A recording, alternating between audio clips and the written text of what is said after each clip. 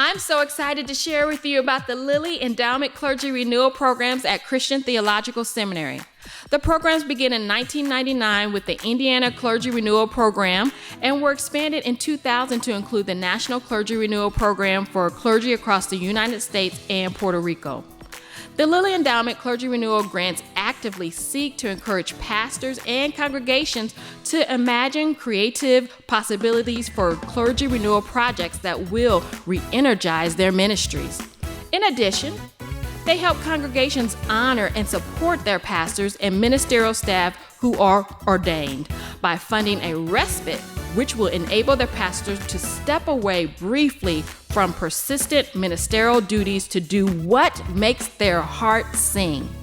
Please note that renewal periods are not vacations, but times for intentional exploration and reflection.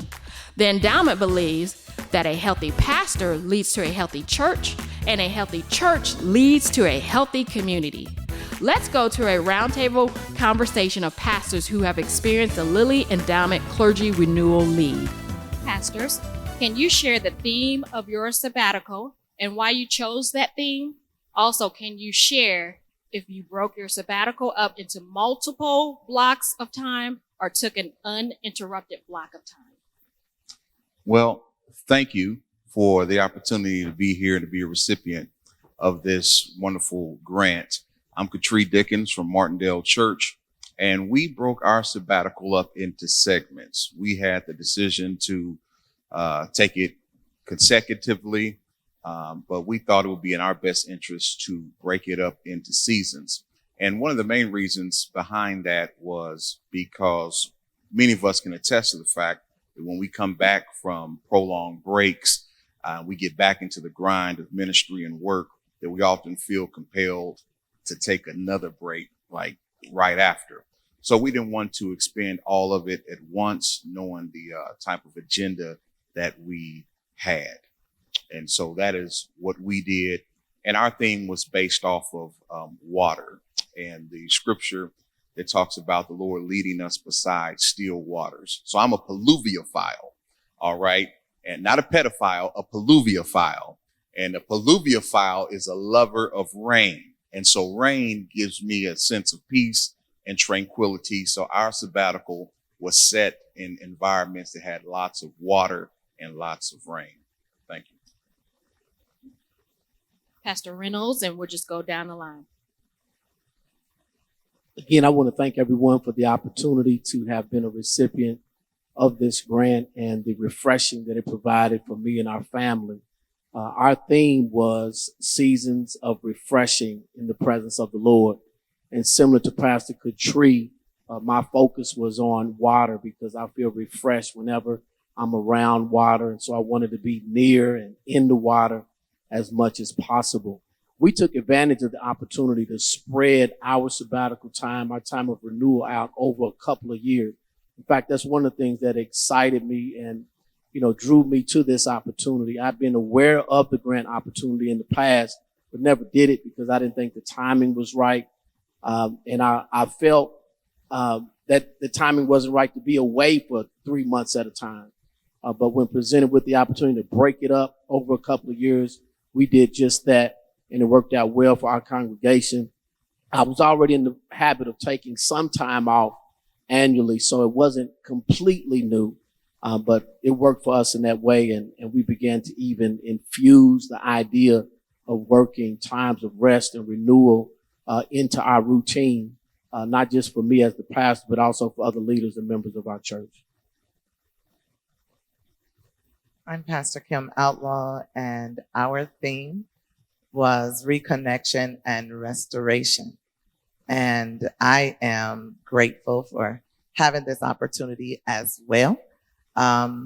We broke it up over year 2023 and 2024, and it was simply amazing.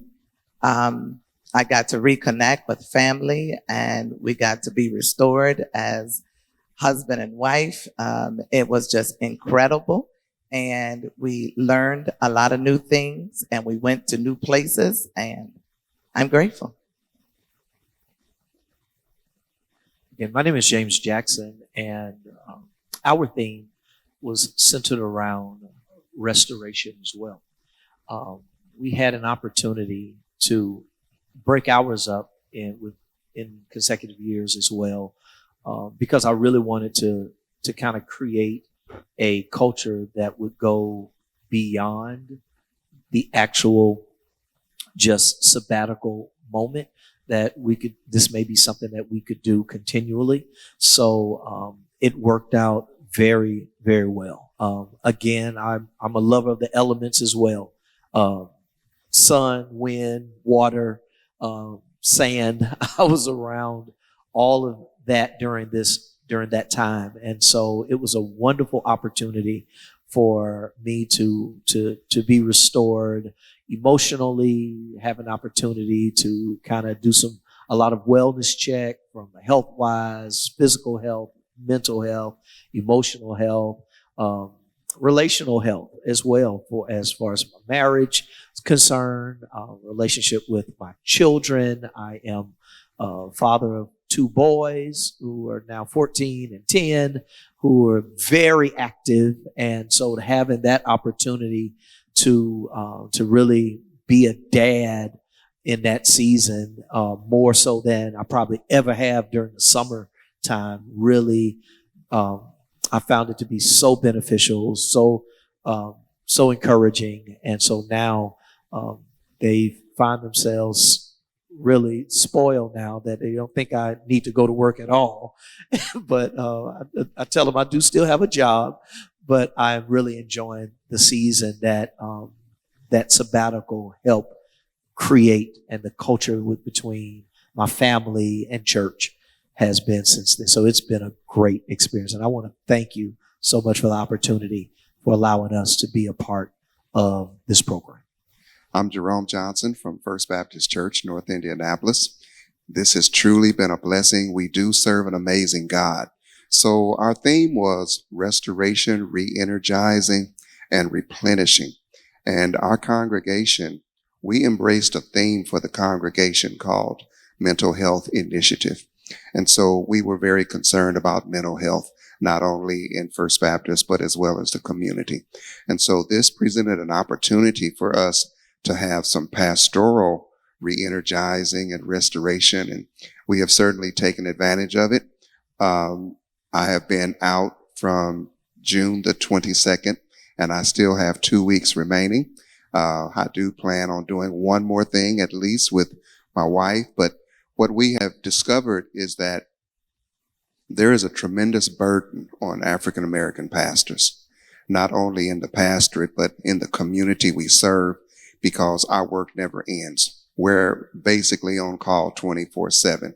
So when an opportunity like this arises, where someone actually cares enough about clergy and about those who seek to help the people of God, to provide a window for us to get some new fresh energy and get some fresh anointing, it is truly a blessing.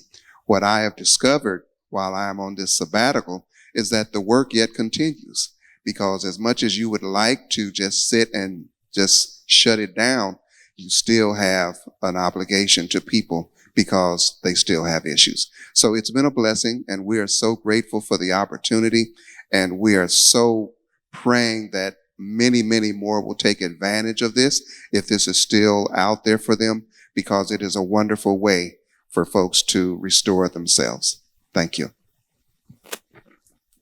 My name is Jacqueline Powell, and I am the pastor of Augusta Christian Church and Powerhouse International.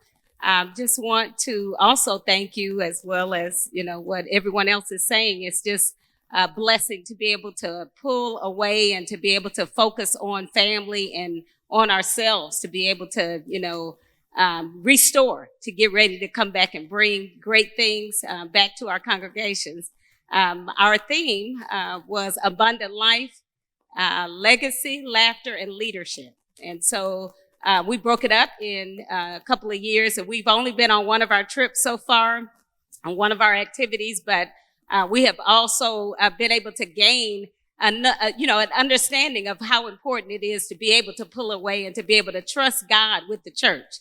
And so our theme, came from us being able to focus on all of those different areas, believing that Jesus came that we may have life and have it more abundantly. So in each one of those areas, it was important to focus on those to see what that abundant life entails.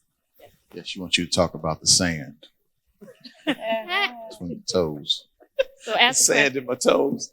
It was a great experience, sir. It was a great experience to the point that I kept pushing repeat over and over again. I kept going back to the beach. We went to certain parts of the beach, Anna Marie, Santa Ana, Florida. We got a chance to walk the sands of Greece, beautiful black sands in Greece, Athens and Santorini. Had a chance to get in that very clear water surrounded by mountains and watching that wind just blow on you. I mean, 100-degree weather, but that water was so cold and it felt amazing. So I can truly be able to say, now, the Santa Ana, in Florida, that was the sand that we spent time with the boys. Greece, we got babysitters. So that was Tara and I, our time together. We went to Athens and Santorini, spent that time together. But man, it was such a blessing and a relaxing moment for us. Now, somebody went to LA. Did you get to any sands there? You didn't go. Okay. No, y'all went to Italy. Yeah. Buongiorno. I have emerged. I'm half Italian now. I've evolved. Buonasera.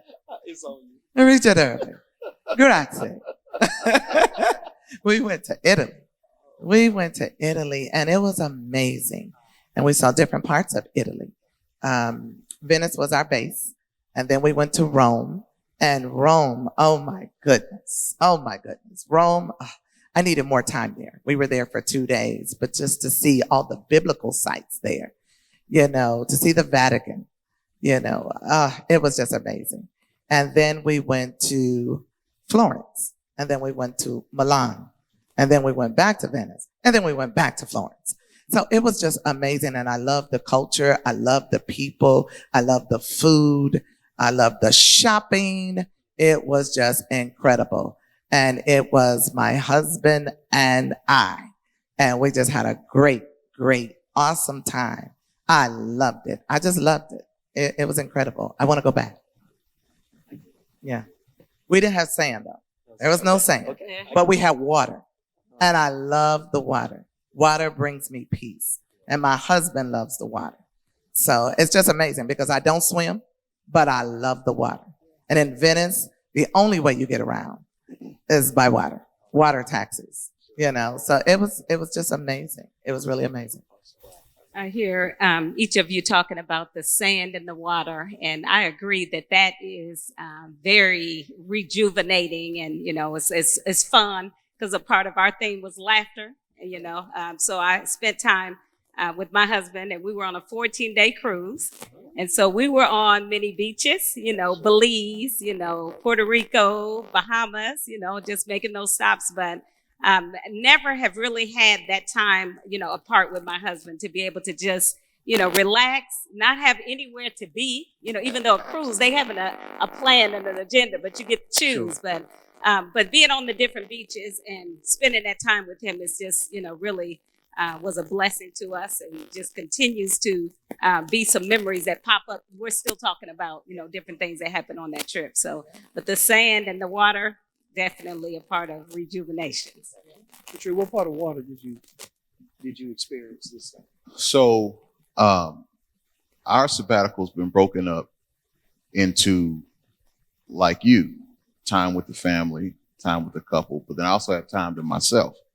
And so we still have one leg left, but so far we have experienced time with family, and we've experienced time with just myself and my wife. And the time with the family was up in Niagara Falls. And so just to go there with family, and if you haven't been there, wow, just crazy. Go at night and then look at it from the Canadian side. All right. That's the best side.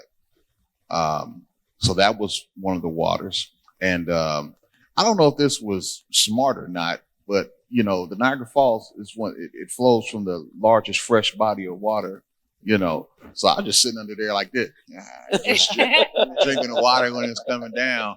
And it didn't taste nasty, and it was cold, and it was refreshing. I didn't get sick afterwards, so maybe that's why it's a fresh body. The time by myself was in St. Augustine, down in Florida. And I went over that's where I met your friend. I went around and met him at Oscar Banks. And what city was that? St. Pete. So not St. Augustine, St. Pete. So went over to St. Pete, and Pastor Reynolds gave me a plug because I still want to worship even when I'm on sabbatical. Because I think that's part of rest and renewal. Yeah. And so he gave me a great place to go down there and to worship. So we got to be at the beach in the water, St. Pete, by myself, and then together cruising. Wife and I went on a cruise to experience that water, and that was out in the Caribbean. Yeah. So those were the three pieces of water thus far: Niagara, St. Pete, and then the Caribbean. So. Wow, it's just water. Yeah. You know, I combined on our experiences, you know, a combination of water, but also the appreciation of history, right? So on our first year, my family did a tour of all the historical African-American beaches on the East Coast. And we started in Highland Beach, Maryland, which was the first African-American beach resort town in the country that was started by Frederick Douglass's son. An amazing story. I did all kind of research, but when we got there, we met a guy whose family had owned property on the beach going all the way back to when Frederick Douglass's son first bought the beach, went back to New York, started selling beach property to famous African Americans, you know, during that time. Just rich history. And we traveled from there down the East Coast. We ended up in Jacksonville, Florida, at American Beach. My mother's from Jacksonville, Florida, so that made that extra special. And she went to that beach when she was a child, you know, when they didn't have an opportunity to go, and found out that we even had family that had a business and owned property on that beach. And so we mixed it up that way. And the same thing happened, you know, when we went to South Africa. You know, I never take my social justice hat off, right? And so I'm experiencing all the beauty that's in South Africa, in Cape Town, and Johannesburg. But at the same time, you can't miss the oppression that's still there, right? So while we were there, it was just real clear, wow, they're only 30-something years outside of apartheid.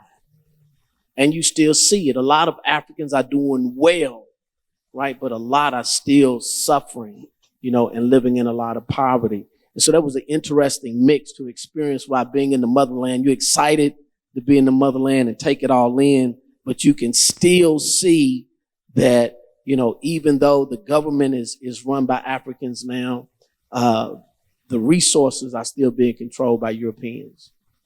But we had a wonderful time, though. I will never forget literally driving down the coast of South Africa, going from Cape Town to the Cape of Good Hope.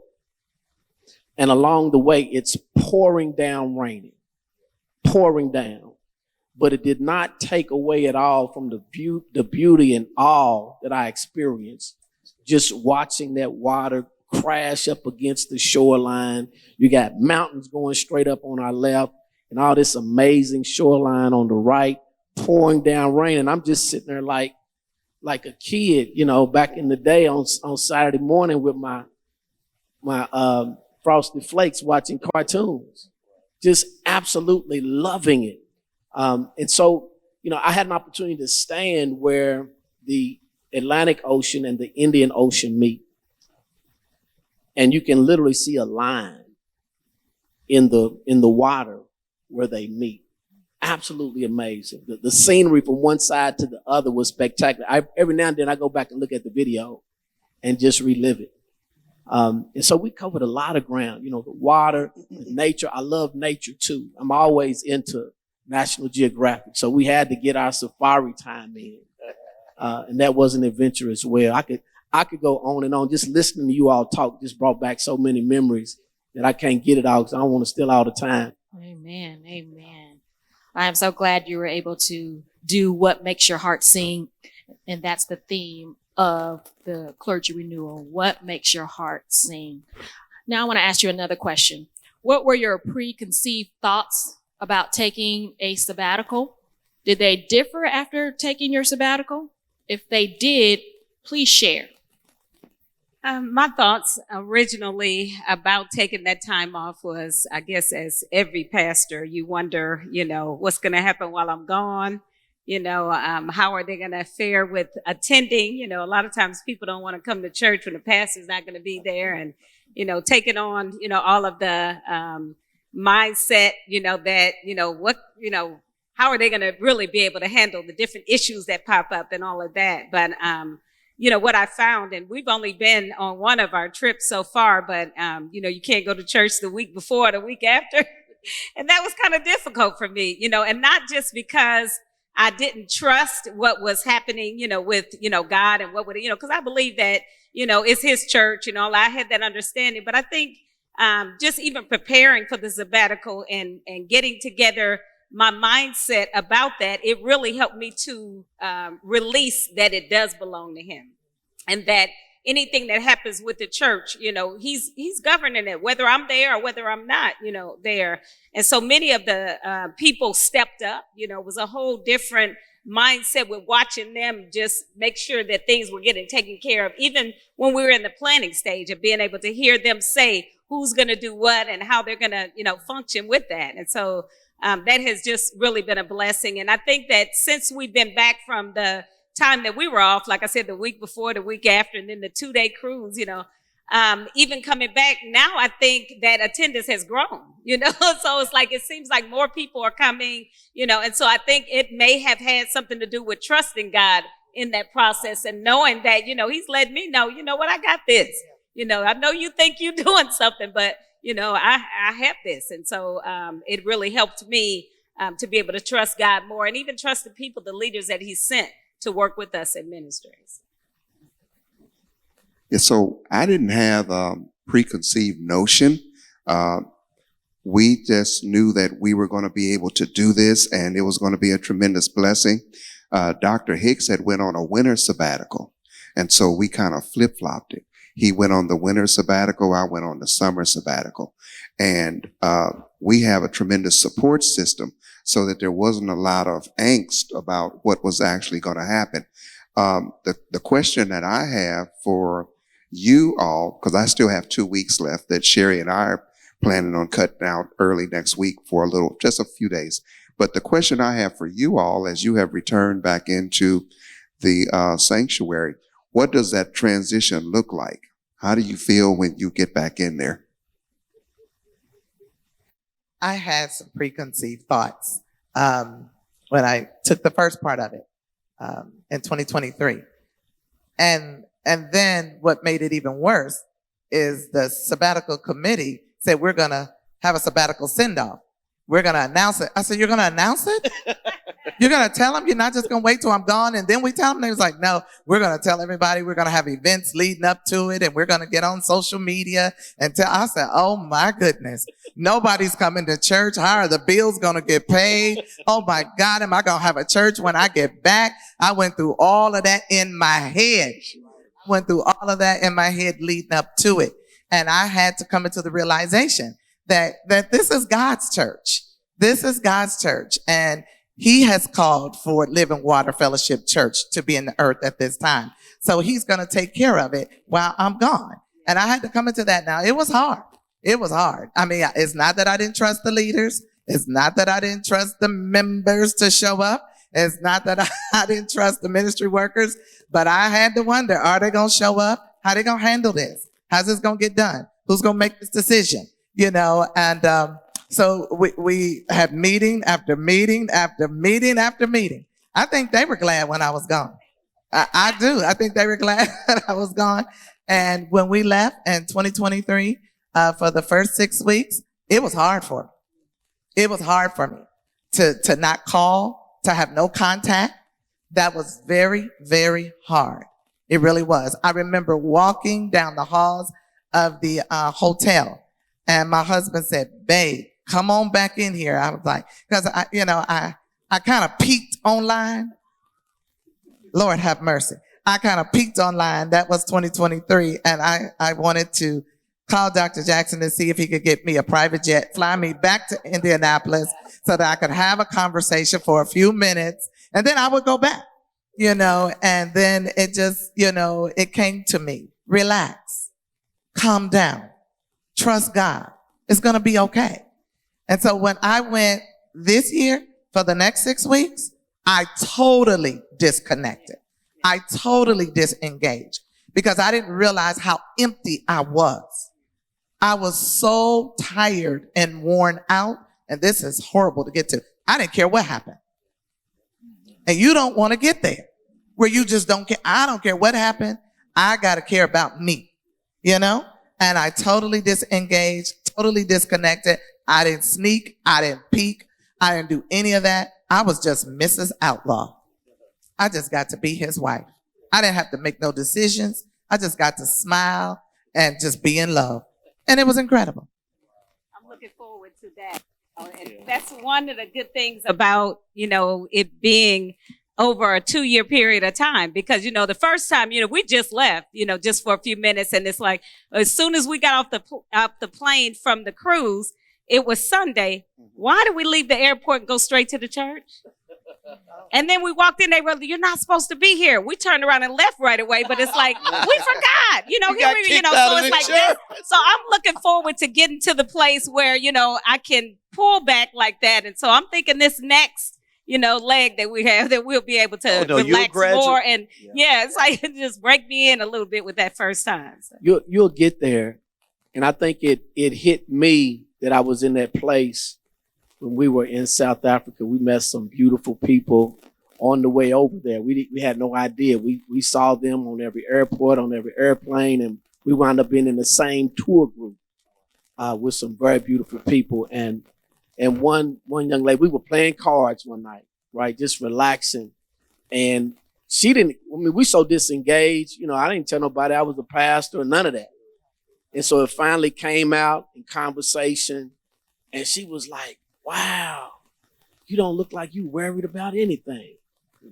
She couldn't believe that I was a pastor in a way and just enjoying myself and not thinking about it. And so, that was a blessing, but that was one of the preconceived notions that, how's this going to work while I'm away?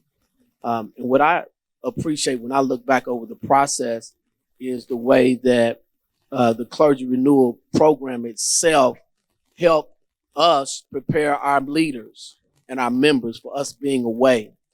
So that was comforting to me. They invested in us so we could let them know what to expect.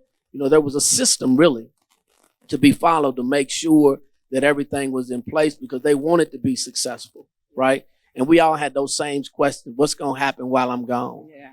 Well, I praise God. Every time I came back, things were stronger. Yeah. Right. And it was a blessing being able to see people step up and do what they do, and they've maintained that.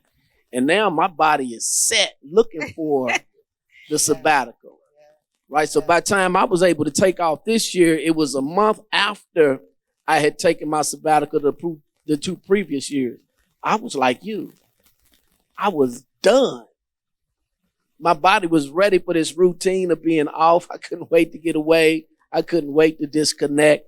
And so that was one of the things for us was, again, establishing a routine where we have this rest, this renewal as a part of what we do. And my leaders have taken it on. Our worship leader, I looked up and she deserved every minute of it. She took a whole month off. And all I could do was celebrate her. She had just finished earning a doctorate in ministry. And so, those are members who caught on, leaders who caught on, and they're doing the same thing. And so, again, it's blessed my family and it's blessed our church. That's what's been encouraging for me is the church starts to grab hold to this routine that when it comes to the end of June, you'll hear them say, "Well, let me come up and speak to you because I ain't going to see you until, let me speak to you. Let me get my hug down. Pastor, you get your rest, and I didn't even mention anything about me not going to be at church for the month of, August. They were saying, I know you get ready to go, so let me get my hug now, and you go get you some rest. Y'all enjoy yourselves, blah, blah, blah. Because there was a time at the beginning, it was me that was struggling, disconnecting. I mean, I remember sitting, and we called it, we're just looking at church online. So we're watching New Beginning service online, eating breakfast, and we're eating, watching online, and I saw something. and what I saw, pastor kicked in. I was like, why is, and before I could get the sentence out, I thought it was God. The TV just went out. I was like, what in the world happened to the? And I looked around, and my wife has remote control. Says, just eat. I said, we were watching church. She said, no, you were not. So she's like, no, we didn't. And so I remember that time of just struggling, trying to emotionally disconnect, because I did not know that reality was, it wasn't just me from an obligation standpoint. Man, I had become so emotionally connected to this that I don't think it was healthy. It wasn't so much preconceived for me, and I think the reason would be, I don't know everyone's history or story, but coming up in Black church, we never talked about Sabbaths or sabbaticals. It wasn't a thing. And even when getting into full-time ministry back in 2008, there was nothing discussed. It was, I was allotted vacation from church. And so even as a full-time pastor, sabbatical wasn't even a thought until I was able to kind of connect with some of my Caucasian cousin friends at their churches, and they introduced this concept. And I was like, what? Is that a thing? Is that real? And what's the difference between that and vacation? And this is like 5 years into ministry at Martindale, right? So I say, I'm going to go in and breach this conversation with our board, our leadership. Man, that was the longest board meeting that we had ever had at that time, because and rightfully so, you have these leaders on the leadership team on the board they never heard of it. They didn't get that at their jobs. Right. And so why are we going to do something with you that we don't have at our job? So it was a new concept. So we had to spend a lot of time unpacking what that looked like. So the reason why we didn't have preconceived when it came to the Lilly Endowment or the Clergy Renewal Program was in 2013 or 14, when our church approved me doing it. It was before we heard of it. So we'd already built in 2 weeks of sabbatical that we were taking care of, the financial burden of. And so several years later, going to CTS and now hearing of this program, okay, we can still do sabbatical, but now we have these generous individuals who are going to help offset the cost. So there wasn't preconceived notions from the standpoint of what's going to happen or what will happen, because we'd already done 2 weeks per year for a few years leading up to it. Now it was a matter of anticipation, because when we put in our first application in 2017, 2018, we didn't get it. We applied later. We didn't get it. We didn't get it for multiple times until the third time.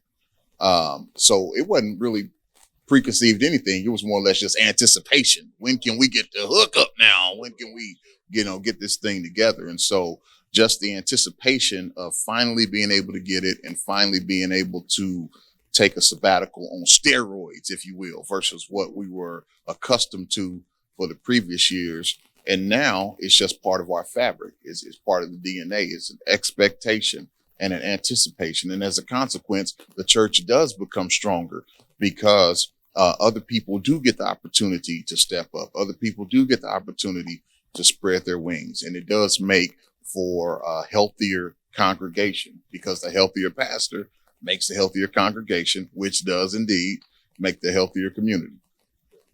That's something. I just had an opportunity with one of our leaders last week And, you know, to your point about the congregation anticipating it and expecting it, you know, he literally asked me, have we been to the City of Lights yet? I was like, no, we haven't been yet. He said, well, we got to get you and your wife over to the City of Lights, you know, in the next couple of years. But that's the kind of thing when it gets into, again, the culture. That's part of, I don't think we've used that word yet, but part of the culture of our congregations is where, again, there is this expectation. This is normal. It is doable. God is honored. And it's not just about the pastor, but it's about all of us. And you start thinking, you know, especially it's unhealthy thought, but it used to be a thought. At the beginning, you start having this anxious moment of wondering, are people going to leave? You know, and then you start thinking to yourself further along, like what kind of person would you want to stay who would say, I don't want to be here because the pastor is resting? Like, what are you really saying? I mean, it was just all grounded in these very unhealthy emotional thoughts. But thank God for time and having that moment of rest. You get the opportunity to see just how spiritual but emotionally unhealthy we were. And that's true, because when you talk about being unhealthy, you know, my mindset in the very beginning of the process of even thinking about being off like that, I was like, you know, when people are missing, I would joke around with them. Oh, you're on a sabbatical, you know. It's like, you know, them not coming to church and all of that. So you're thinking that, you know, you're at home chilling, you know, we coming to work, you know, to church and serving, and then you at home chilling. You one of the leaders, you say you called, and all, you know, so a lot of that had to be, you know, rethought, you know. And still, we know that people still do that, you know, whether they're on a sabbatical officially, but sometimes they just take that break, you know, take that time away. And so just being able to get in a healthy mindset to encourage it in some situations, but some of them get back to church. Yeah. I was talking to one of my brothers once, and somehow it was just in a conversation. I mentioned to him about somebody left. You know, somebody left. Yeah, man, somebody left me. Blah, blah, blah. And he said to me, and it just arrested me. It was during this time I was just really at this space where I just needed rest. And he said, man, how big do you really think your ego has to be for you to feel like somebody who is going somewhere for their own spiritual growth development, and you take it as they left you? Wow. I said, oh my God. Yeah. And so that's when it started dawning on me. Man, I don't think I'm really healthy. Yeah. I'm not really healthy. Which then made a part of the sabbatical. It's always a part where I go to a particular retreat space where I get my physical time and my physical energy, and start taking vitamin shots and all that kind of stuff.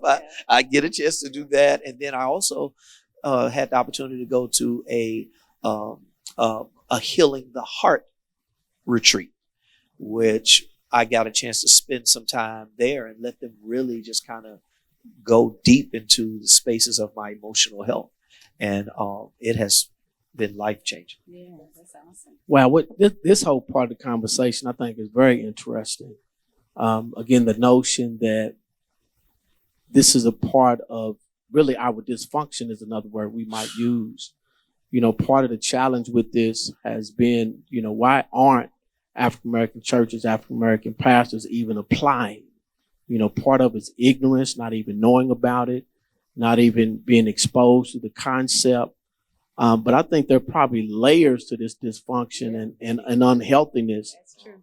And one of the things that came to my mind, I can't remember where I heard the conversation, but somebody brought up the point again about pastors being out and what kind of mentality is it that a person has that will make them not come because the pastor's not there.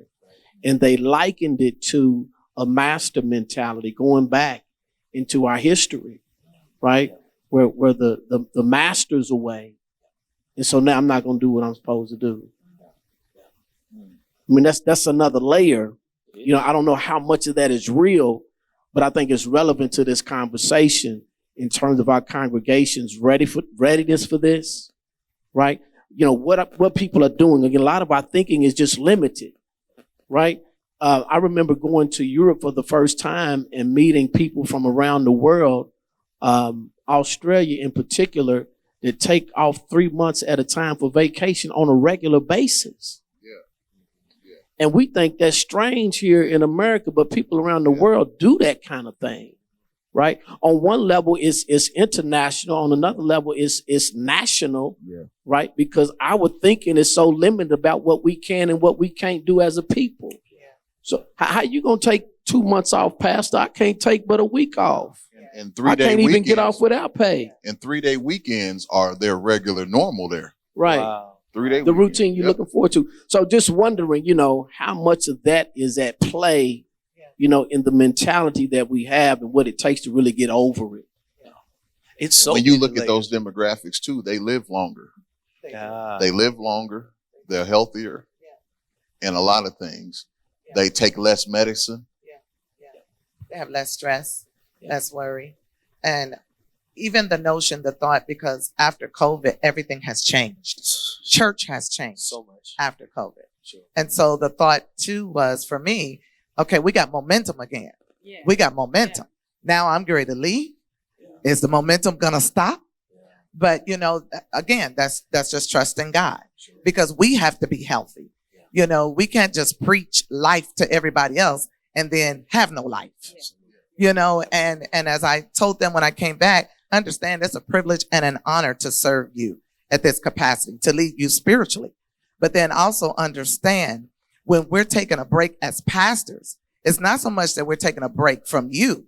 We're getting out of the region where the warfare is intense concerning you, Yes. you know? Yes. And so I think that helped them to understand that as well. Yeah. That's good. No, that's good. You That's think good. about the different cultures, even in taking a break throughout the day.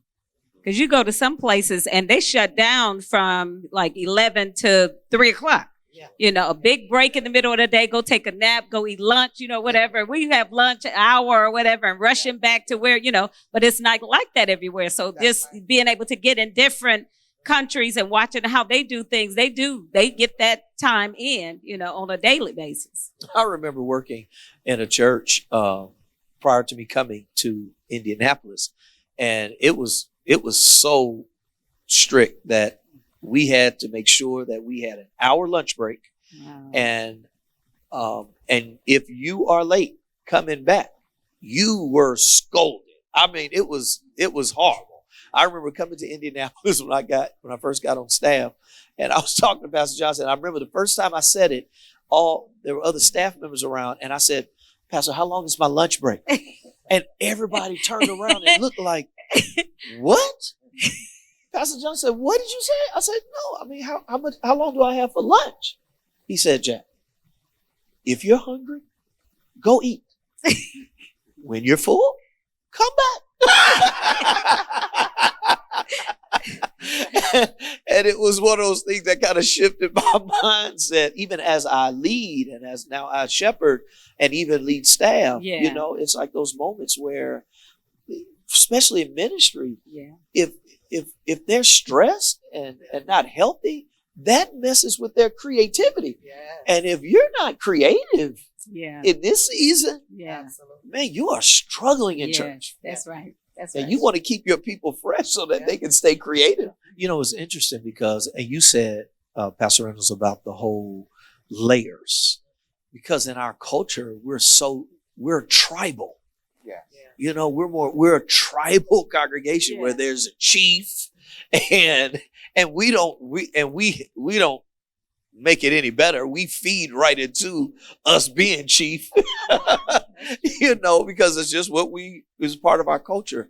But what I'm coming to understand is the more we begin to become a little more cognizant of others and empowering others, it also shifts and changes how the congregation sees it. You know, there are moments, and this is what's so interesting, Pastor, because there were people that would say, and and Dr. Ellis would be able to attest to it, that even when someone passed, they would say, of course I would want pastor to do it. Yeah. But pastor, if you're not here, if you're busy, we any one of the teams, you tell me which one could come. Which one could come, because they look at now the team that way. There's a joke that they say all the time, that they enjoy past Dr. Ellis's staff meetings because my staff meetings are too long. The staff, they like, man, we're out in 45 minutes when she starts staff meetings and they out in 45 minutes. I was like, well, what did y'all talk about? It was only 45. So we laugh and we joke about it, but the reality is that speaks something about how you're empowering your team and empowering others, because at the end of the day, if we buy into this chief, man, that's what makes us even more exhausting. That's right. When all of the weight, all of the pressure, all of the responsibilities is on us. Man, Moses was told, what you're doing is not well. Get some people, assign some people to help you on this journey, because and my daddy said this to me a while ago. He said, you're no good to the people, son, if you're no good. Yeah. It's like this moment of resting and unplugging, man, it is so healthy. Yeah. It's so healthy to the point that you start to think like, man, there was a generation that this was unheard of. Yeah. But then you're looking at this generation and they're dying in pulpits. They're now going viral because they're cussing out people and on stages and then that's not even counting the moral failures and all of these decisions that people are making out of their exhaustion. But the reality is, man, you think better when you rest. So you're fresh off of it. This past week was your first time back. Was my first Sunday back. So how do you feel on a battery level? On how charged are you? Then after leaving Sunday, do you feel like you still at 100%? You feel like, how does that feel since you're just fresh off of it? You know what? I felt like I could do a few more services. I did. I felt like I could do a little bit more. But I also knew that my son still wanted me. They still wanted, we're going to watch the game together. And my oldest wanted me to take him to baseball practice. And I felt like I had the energy to do that, so I'm doing that. I'm being, because reality is I try my best to be a decent pastor, but I go hard in trying to be the number one husband and number one dad. Like I'm going for the dean list and I'm going straight A's for that. There is no flunking in that. Now, I'll do what I can on Sundays. I'll do what I can in ministry. But the reality is my aim is to kill it as a parent. I want my boys to say, man, this dude's the greatest of all time. And I'm going to feel some kind of way if you don't say that. I think it's great to unpack even more what you were saying about this chief mentality, and the opportunity that we're missing to build up our teams, change the culture, so we can be intentional to build up our families all at the same time. And again, it's God's plan. Our job, Ephesians 4:11, is to equip the saints for the work of ministry, not to be doing all the ministry ourselves. You mentioned, Moses and Jethro. Well, again, that was the first deacons were called, right? So that the apostles could focus on prayer, while they handled the ministry. And so I just think there's a lot of opportunity there, because that's part of the problem, right? Is we feeling like we got all of this weight on our shoulders, and we have to do all of this on our own. What happens when we shift out of that mentality and begin to share this load? Again, an African proverb says that, many hands make for light work. And here we are carrying all of this work, trying to do all of this on our own. when that was never God's intention, right? We're part of a body, right? And we're trying to do everything the whole body's supposed to do, but the body's not designed to be that way. So I'm kind of stuck in that space because about unpacking this chief mentality and getting over that. it's cultural. Yeah, that's what I was thinking. It's cultural, It is. and it is, and let's just tell it what it is. People are evolving, right? And if we don't evolve into a more healthier space, then we're really only hurting ourselves. Let's just be honest. We have people that have shifted and have gone to other churches, right? That their senior pastor is of Caucasian descent. They go to white churches, and they haven't had any meetings with their pastor. They're not even looking for it. Yeah. And the reality is, I'm thinking to myself, man, we are working too hard. Yes. Mm. But when you talk about culture, I think it's setting a culture for them to know that they are a part of the ministry. Absolutely. It's like I made a shift from doing traditional ministry to fivefold ministry. Sure. And in that, going back to Ephesians, that helped me to be able to understand the weight that each one of them carry as far as making sure that the vision is carried through. Sure. And so, but that was definitely a different mindset for me, because before it was the chief, and it's like you may have a couple of people, but now you have people in different offices Sure. that you are charging, with the responsibility of walking it out, just like I'm supposed to walk out my part, Sure. It's Sure. like, and so that's a culture, that's a mindset that we, share with the people, and either, they buy into that mindset or they keep the other one and they end up going somewhere else or whatever. Absolutely. So all of it is about, what we're also teaching and creating with them as we're having conversations through our messages every week, what we're saying, and helping them to be able to adapt to what's normal, what's healthy. And we try our best to create a culture of just create the culture of the church itself. When I go to Chick-fil-A, I'm not going to Chick-fil-A and ask for a specific person to take my order. Mm. Because when I go to Chick-fil-A, I'm expecting a certain culture, certain quality when I get there, regardless over who takes my order, who makes my food. You don't care who the CEO is. Right. We don't want a chicken sandwich. Right. Absolutely. Yes. Absolutely. Listen, this has been absolutely amazing and incredible for me to absorb all of you all's experience and how this has blessed you.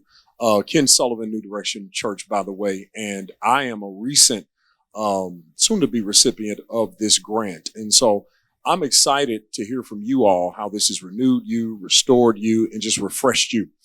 I have a couple of questions. One question is, I heard from several of you all that you broke up your time versus taking that time fully in one fell swoop. I want to ask those who've had their time broken up, do you think you would have fared better to have gone all the way through so that you could fully decompress, or do you think it is more advantageous to take all of that time in one fell moment? Well, I would definitely say, Dr. Sullivan, it's going to be subjective. For me, I'll speak to my biggest problem with sabbatical or vacation was always me. More so being worried about the congregation or anything, from the standpoint of I have been guilty of still having days left and coming back early my own, not for service, but just being in the office, just prepping stuff, just reading stuff, checking mail, checking the box. And I know for me, I had to totally just get out of the state. So I didn't even have that temptation.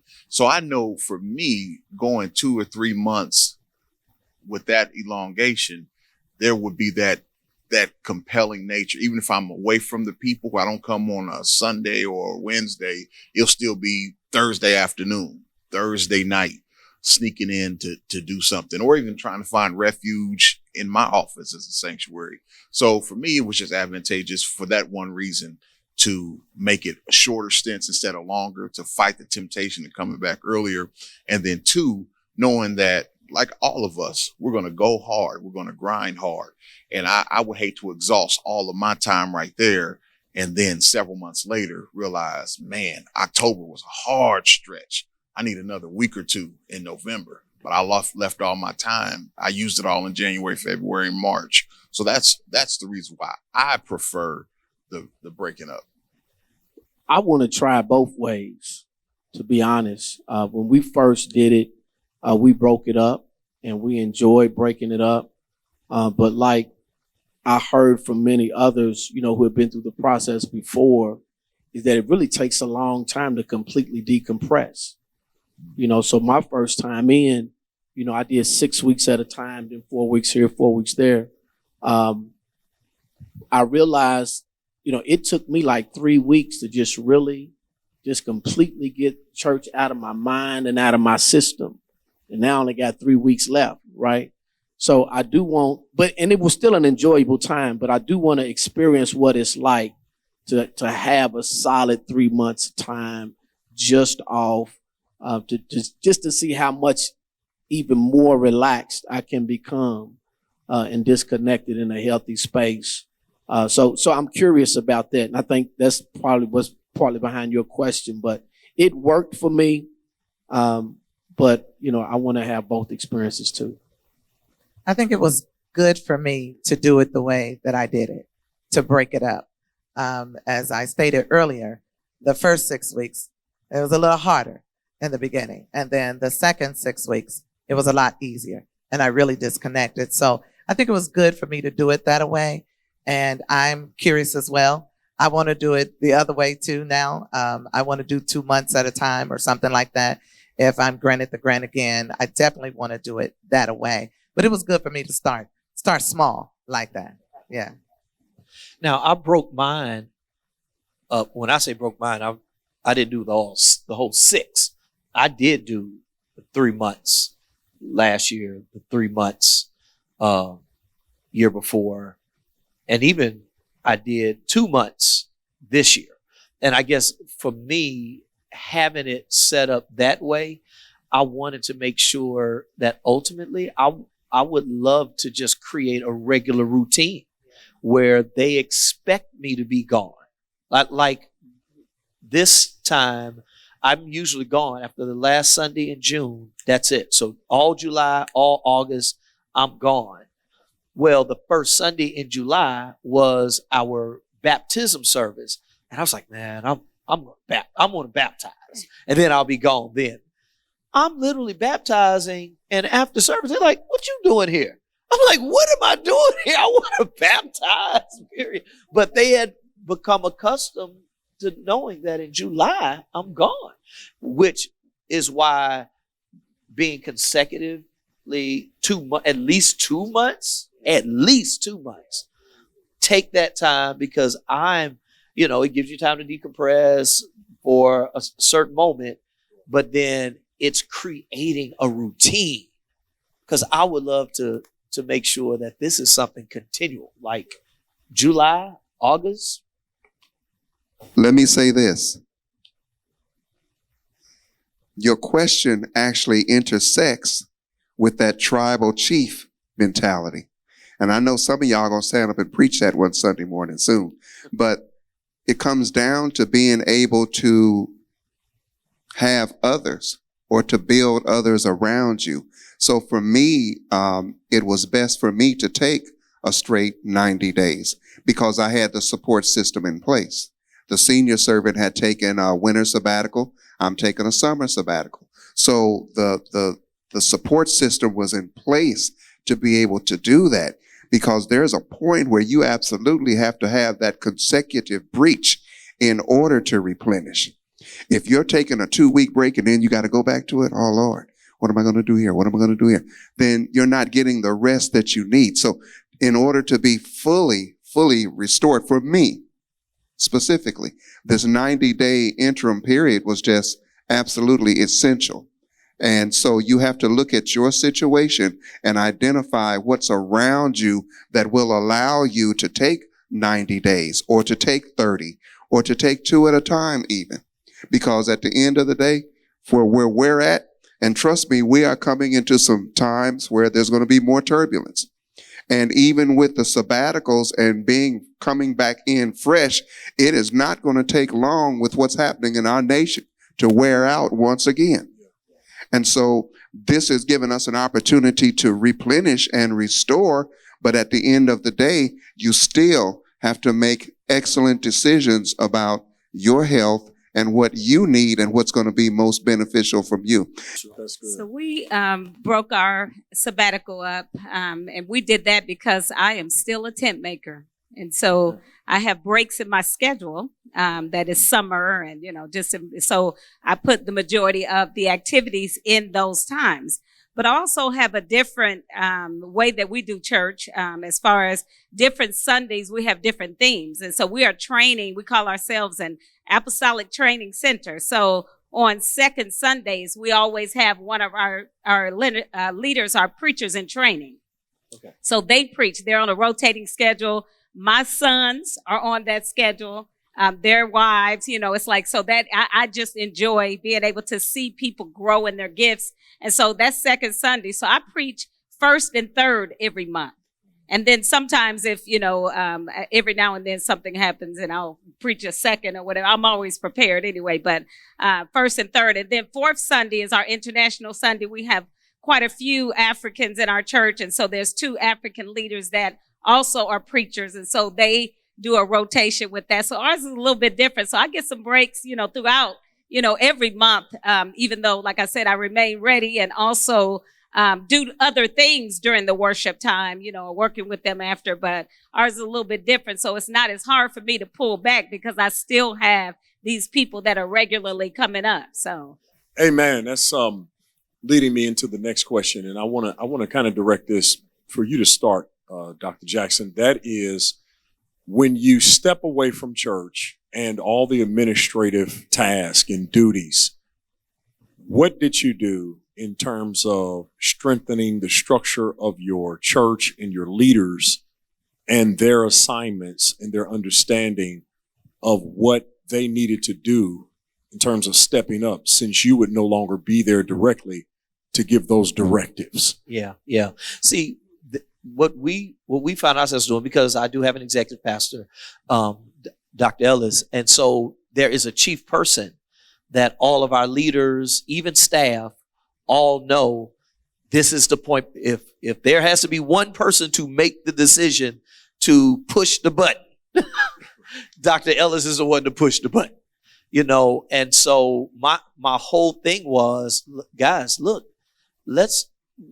and I really try my best not to have them go so hard, but kind of go into kind of autopilot. Like, look, let's just keep the car in the road.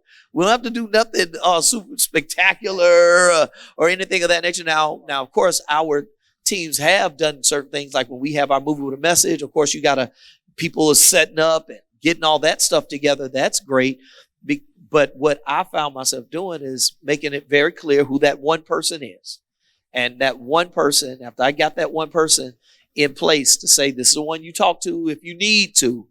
And that one person is already in relationship with the leaders anyway. So they're getting their stuff going to the point where they're not looking for me. The crazy thing is, probably now I'm back. And they're looking at me, but they're not looking towards me like that. Yeah. They got people that, if they come to me, how's the kids? And how you, I can just be pastor and love on them. Nobody has really come to make a major decision, because our people have been in place for that. That's good. Does that make sense? Yeah, absolutely. Yeah. Absolutely. So if you get that one person and then share with the leaders leading up to, now I'm going to talk about my break in staff meeting. I don't talk about it on Sundays, but I talk about it in staff meetings. Just like, okay, I'm getting ready to take my break, blah, blah, blah. Dr. Ellis will be holding it down and all. And, and we got members now, they'll tell you, Pastor, I love you, but she's my favorite. So it's that moment where people are they're actually looking forward to spending time. I don't know if they're just glad for me to get out the way, which I'm fine with it because I get that. It gives us opportunity to break from each other. So you get that one person in place, push them, put them in front, celebrate them, love on them, and empower them. Man, when you move, they run it because they're not trying to let you down either. Amen. That's good.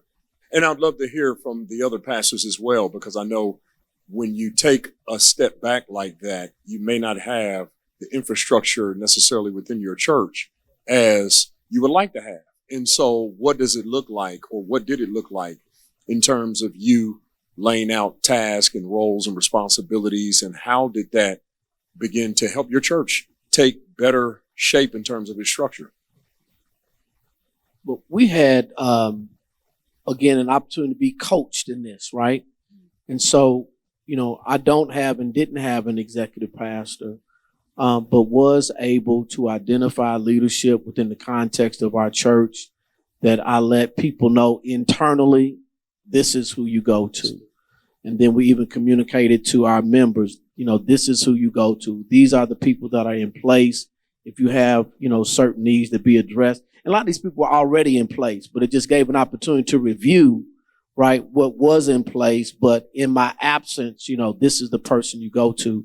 And it worked. It worked. And again, that's part of that trusting God, having a person in place that you can trust. But that's what helped us along the way. And it's little things like this Sunday, our website got hacked, but nobody called me. And I was like, yes. They didn't call me. They knew who to call. And it got handled and it was addressed. And that was the best thing that could have happened. Made my day before I even had to preach.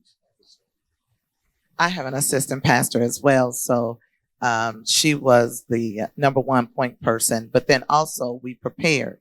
I worked with them. I worked with the entire committee. I asked who's going to be the starting five, who's coming off the bench, and we got graphics ready before I left. We tried to prepare as much as we could before I left. We made sure that everybody understood their role and how important it is to support others in their role. So we tried to lay it out. This was our second time. So the first time it was a little bit more rocky. The second time it was a lot smoother. They still were ready to make decisions on the fly if they had to. So, we just tried to prepare them as much as we could to empower them to make those decisions that needed to be made.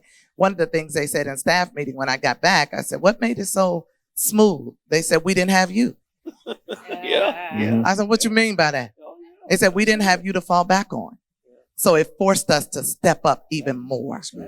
And so that was great. But we worked with them and we made sure that it was clear, that the vision was clear. The events that we're going to have is clear. The vendors were paid up front. We tried to prepare as much as we could. And I think that's what made the difference with our team. Now, Pastor Kim, your situation is a little different, I think, than at least some of ours on the stage, because it wasn't just you being gone. Yeah. It was you and your husband being gone, because y'all do that thing together. Yeah. And y'all do it well. Yeah. You complement one another well. So how, what was that like, right? Because it wasn't just your absence, but it was the two top people making this thing work. How'd that work? Absolutely. Because I always tell everybody he run the church. He just let me preach. But he appointed people as well, ministry overseers. And so we have a daycare in the church as well. So if there were problems, he made sure they had a list of people to call for this. If a tree fall, this is the company we work with. Plumbing issues, this is the company we work with. So he laid it all out and he made sure that it was all clear as to this is what you do. And he worked with them. He worked with them on the practical side of things, just to make sure that those in the office, if they had questions as to who to call, because sometimes those things just right there, who do I call if this happened? I'm educated. I know how to do this. I can read scripture. I can preach. But now, if the plumbing is backed up, who do we call? Just certain things like that. And he just made sure that it was clear, that they were administratively sound, and that administration was sound. So you're absolutely right. They missed him, but I was glad to have him to myself. I think he was glad to have me too. Yeah. I would say for us, it's the systems that have been implemented and in place. And, they say the systems acronym is saving yourself stress, time, energy, and money. And so if you have a system in place for whatever, then you don't have to have the extra stress and duress that comes with doing those things. And one of our systems is simply that, and this has been a recent phenomenon, I don't do everything anymore. And starting off top, the pastor did everything, had keys to everything, was the point person for everything. Working too hard. We stopped doing all that. So, outside of preaching or teaching, hey, if the tree fall, you don't call me. Why you gonna call me? The website fall. Don't, because at this point it's been placed in the system, in our DNA, that these are the individuals who do that we have an associate pastor and an executive pastor and a youth pastor. Like, they have defined roles and responsibilities. So when there's systems in place, and it goes beyond the staff knowing that, but the people being aware of that and having it outlined, however you want to platform it, that they know that this is an entire entity, it's an organization where all hands are on deck. And it's a team, because when you do go to Chick-fil-A, the CEO is not going to be at the cash register. The CEO probably ain't even been to work at all.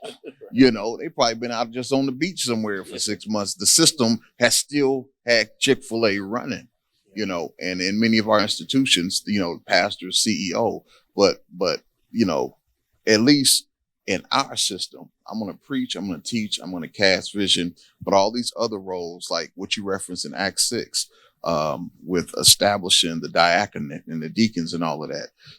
Dr. Ari Vernon once said it. He doesn't differentiate paid staff from unpaid staff. If you work in ministry, you serve in the ministry, you staff, so you have your role and you do your thing. So I think for every one of our organizations, we ought to have a system in place for what works for us, so that when the pastor's not there, the ministry doesn't miss a beat. Because again, it's not our church, it's the Lord's church. And the organization is going to go, listen, if we drop dead tomorrow, forget a sabbatical, is the ministry just going to go down the tube, or is it going to keep on going? My hope and desire is all of us will say that thing is going to keep on going the next week. And why is that? Because we've established some type of system in that organization. Amen. You'll be shocked how that team, how they rally together, and come together to say to themselves, like, all right, guys, what are we going to do? And they'll do it. They'll make it happen. I think I may get a call twice during the sabbatical, and Dr. Ellis, and it has nothing to even do with ministry. She'd be like, say, all right, I ain't trying to bother you. That's always how she always start. Not trying to bother you, but I got a question about da-da-da-da-da-da. And it was just something. It didn't even really have any, something about something else. And she's like, all right, enjoy your rest. And she hang up on me. Trust. There's a thing in the historic African-American church. It's a hierarchy, and that hierarchy sometimes is built on a thing where, going back again, that chief mentality, that tribal mentality, and you don't trust that which is around you. You have to be able to trust what you have built, like our brother is saying. And if you can't trust that, now you have to micromanage. And that is to the detriment of the church if a pastor has to micromanage. It's detrimental. And so what happens is, if you have that layer built, if you have that trust in those that you have built around you, and understand, folks are going to make some mistakes because they're human, but allow them to grow through the mistakes, and then they'll be better for it. So as you have suggested, this is going to be an interesting period for you, and you're asking the right questions. But put your layers together and understand that trust what God has done, because like Pastor Outlaw said, this is God's church. And Pastor Jack talked about being in a strict church. That's that hierarchy thing, that micromanaging. You can't micromanage because you steal their confidence. And I will say this to you as well. I had to learn this. They may not do it the way you will do it, but it will get done. Yeah, I had to learn that. I'm in agreement with what everyone has said, that it is, having systems already set up, the way that you flow. People automatically know who to go to, even if you're there. They still go to certain people for certain things. But the big word that I kept hearing everyone talk about was to empower the people. Empower them to be able to do what they already know how to do, and just making sure that we step back and allow them to do that. And so when we, got the preparation to know that we were going to leave and getting the leaders together and talking about what's going to happen while we're gone, it just comes together. So I think that it's, really about empowering them and trusting that the system is going to work. Amen. This is so informative, and I thank you so much for all the insight. I do want you to just spend 30 seconds each answering this last question. Is there any other information you would like to share with other clergy about the importance of rest and renewal? I think that it's important for us to understand that if we are not taking care of ourselves, that we are not able to take care of them. And so I think that, if we don't have the right mindset, because there's too many challenges out here, there's too many struggles. It's like everybody is dealing with all kinds of crises. There's always family things happening. There's all, and so if we don't really learn how to take care of ourselves, then we're not going to be able to help them, and we're not going to help them to be able to take care of others. And so I think that, just understanding that it is necessary to be able to pull away and focus on yourself, breathe, learn some ways to have wellness institutionalized, so that it's something that continues to work throughout the entire system. And that starts with us understanding that this is God's church and we're doing his work, and he's going to take care of it in our absence. Yes. Embrace rest.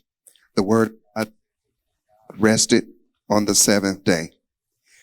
It's rest, because that is what is going to allow you to continue to do the work, to be an employee in this kingdom. Embrace rest and take the opportunity to find programs like this beautiful program that has allowed us to do this and provide a living testimony here today. I would say for those who have not had the opportunity to apply, start applying. Connect with the people. They have people, and like yourselves, that will walk people through the process. If the application can seem a little heavy for them, the reality is we have people that will help them through that process.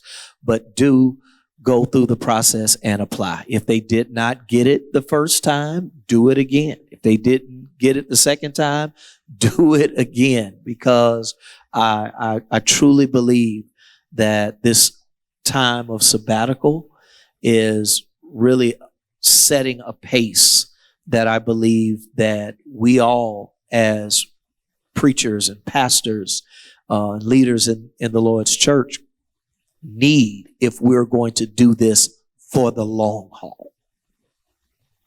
As pastors, I want to encourage you to understand that you matter. You matter. We know that everybody else matters in your life, but understand you must matter in your own life. Take this time to reconnect with you, the true you, so that you can be the best version of yourself.